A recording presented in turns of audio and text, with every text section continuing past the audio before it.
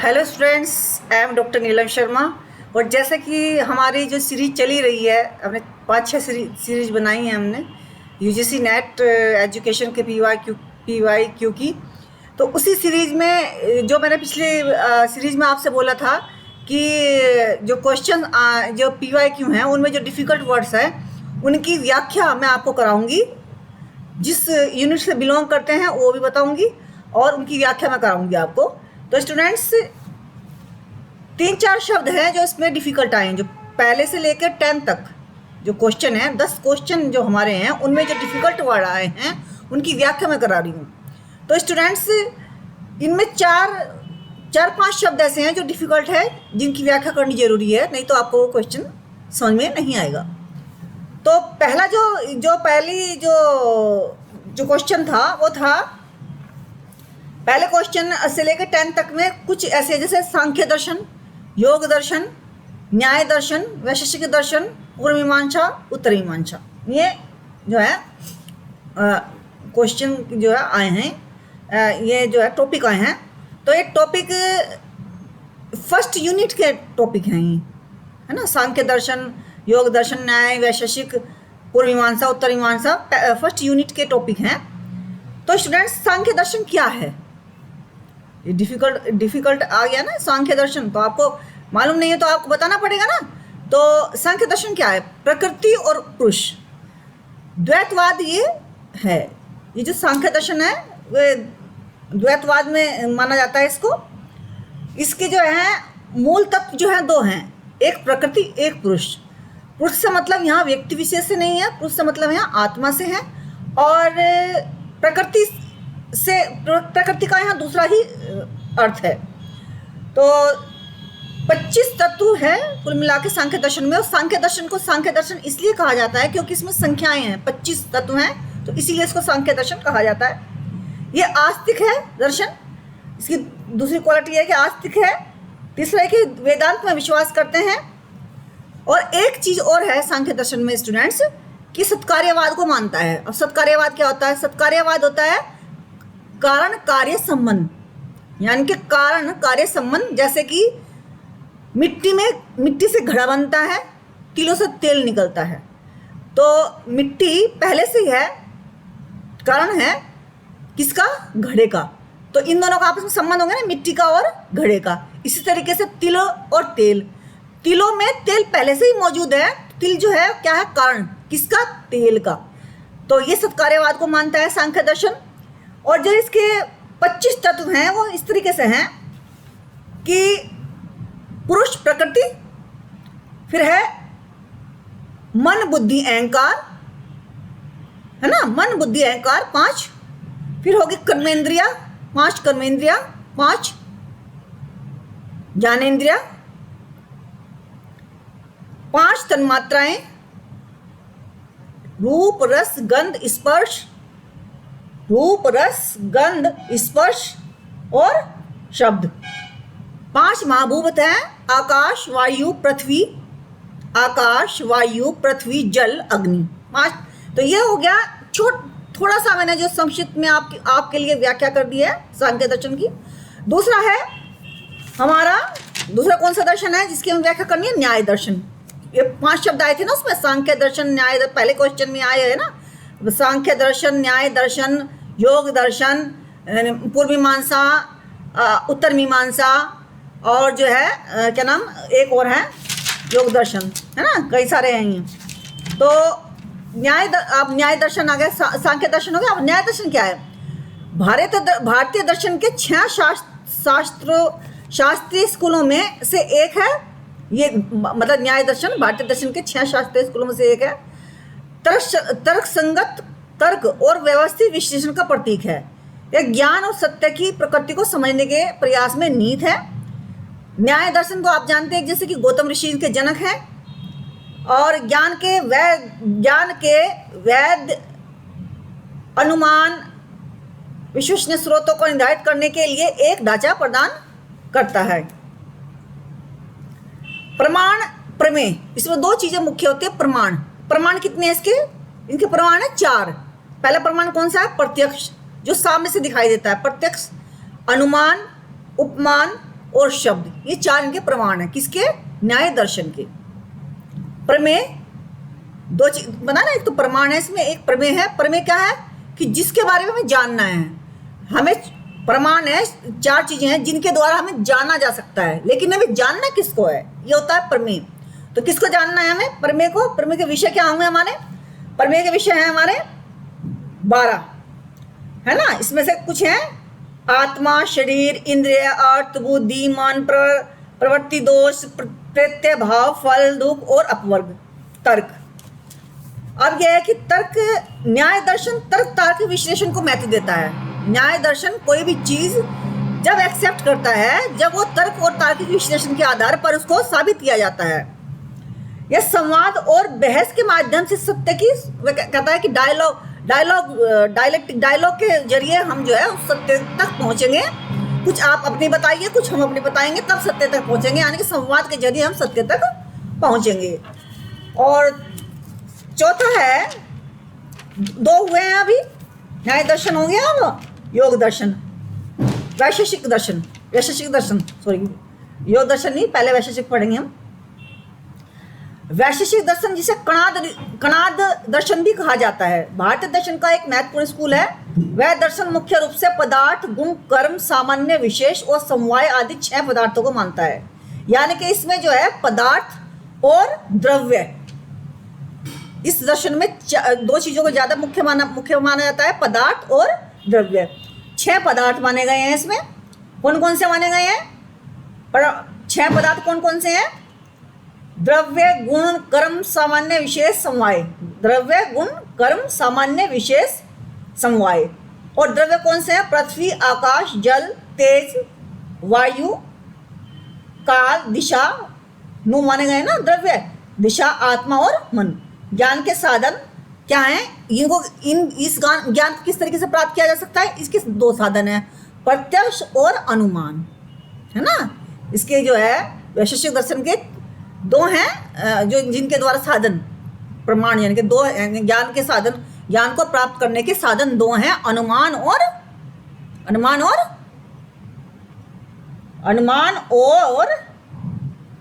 प्रत्यक्ष और अनुमान।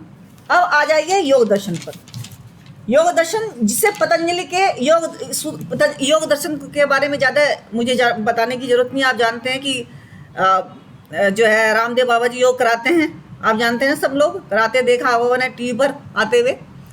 तो योग दर्शन में क्या है कि मुख्यतः हमें अपने आप को आसन द्वारा, योग द्वारा, प्राणायाम द्वारा अपने आप को स्वस्थ रखना होता है।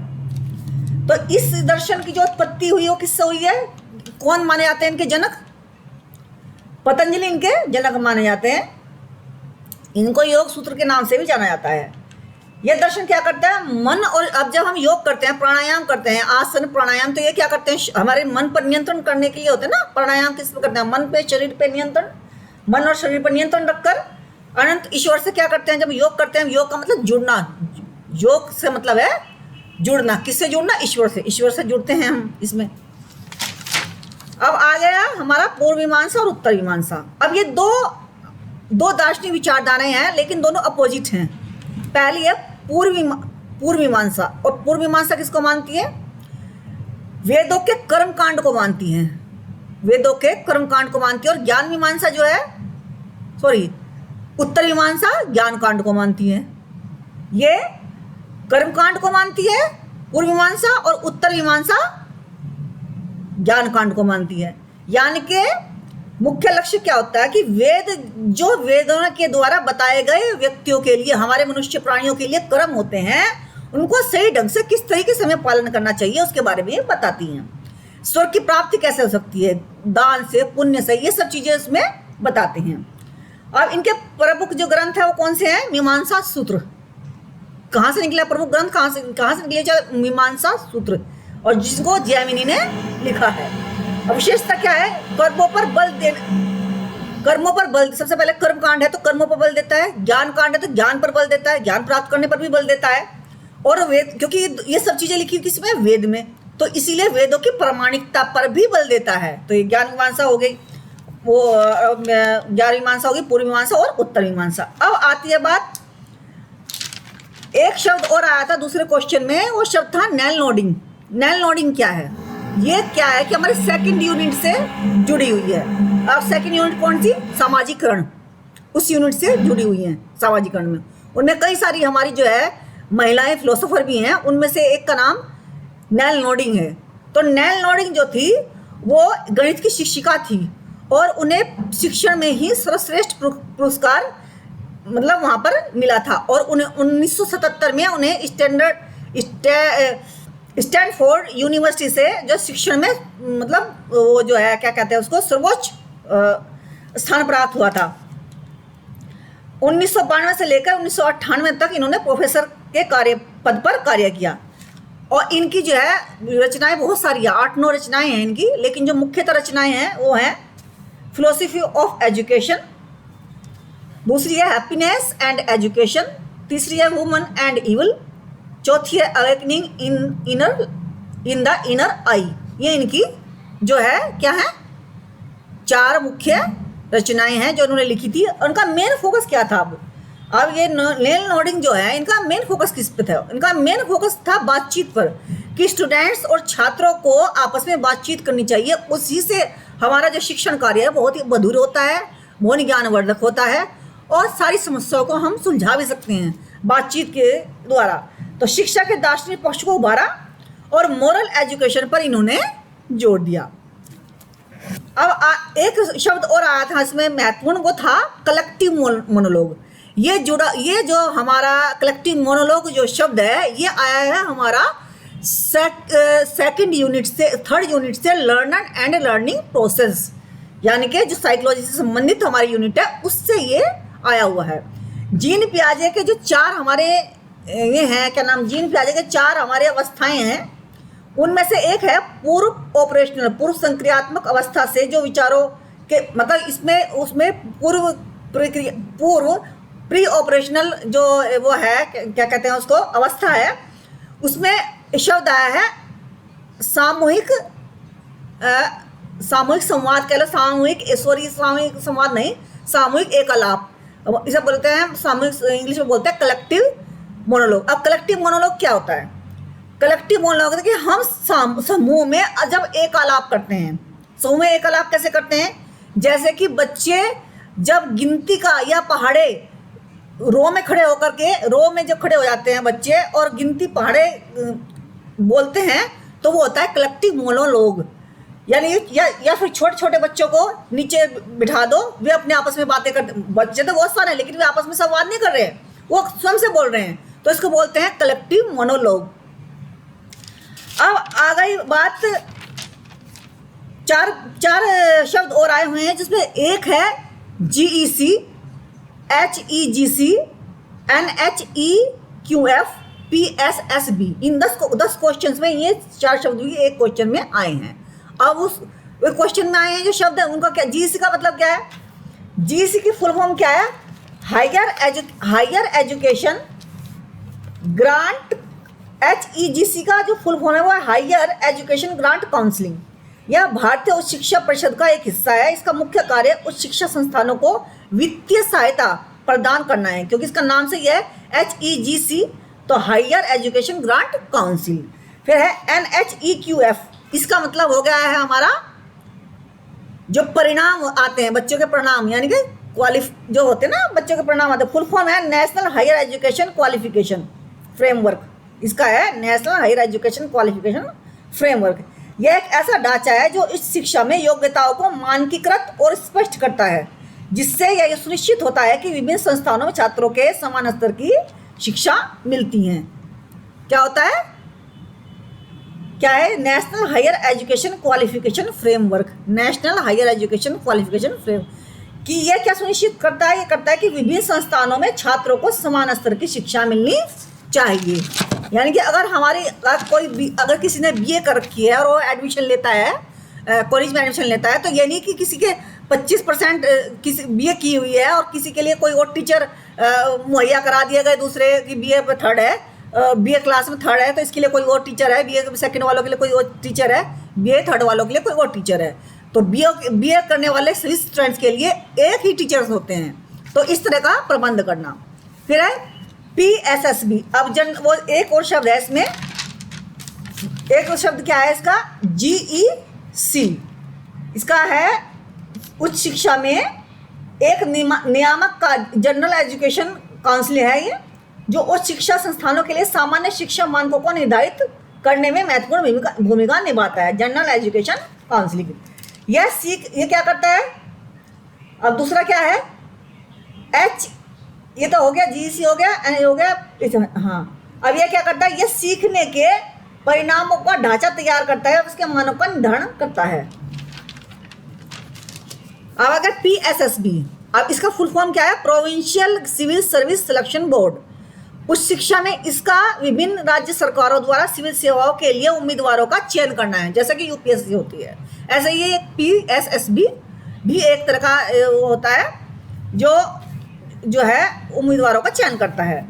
तो स्टूडेंट्स, ये हमारे जो है 10 क्वेश्चन में जो मतलब कठिन शब्द आए थे, तो उन्हें मैंने ये भी बता दिया कि आप किस यूनिट से संबंधित है। अब ये किससे है, शिक्षा की नीतियों में, जो हायर एजुकेशन का पार्ट है उससे संबंधित है। शिक्षा की जो नीतियां हैं उनसे संबंधित ये जो क्वेश्चन है HEC वाला, ये वहाँ से लिया गया क्वेश्चन है। आप उनको और ज़्यादा ज्ञान प्राप्त करने के लिए और ज़्यादा नॉलेज प्राप्त करने के लिए और इसको अच्छी तरह से अंडरस्टैंडिंग के लिए, कॉन्सेप्ट क्लियर करने के लिए आप वहाँ से भी देख सकते हैं। तो स्टूडेंट्स, मैंने कल आपसे कहा था कि 10 क्वेश्चन में जो डिफ़िकल्ट वर्ड आए हैं उनकी मैं व्याख्या करूँगी, तो मैंने थोड़ी सी समझाने की आपको कोशिश की है। तो स्टूडेंट्स, अब ये मेरी वीडियो पूरी हो चुकी है। नेक्स्ट वीडियो में मैं अगले 10 क्वेश्चन में जो डिफ़िकल्ट वर्ड आए हैं उनकी व्याख्या मैं करूँगी आपके। तो स्टूडेंट्स, अंत में आपको मैं कहना चाहूँगी, hey student, your journey for NET would be a great journey and you will definitely win. You will definitely win. Thank you and bye bye, और कल मिलेंगे इसी समय इसी जगह। Bye bye.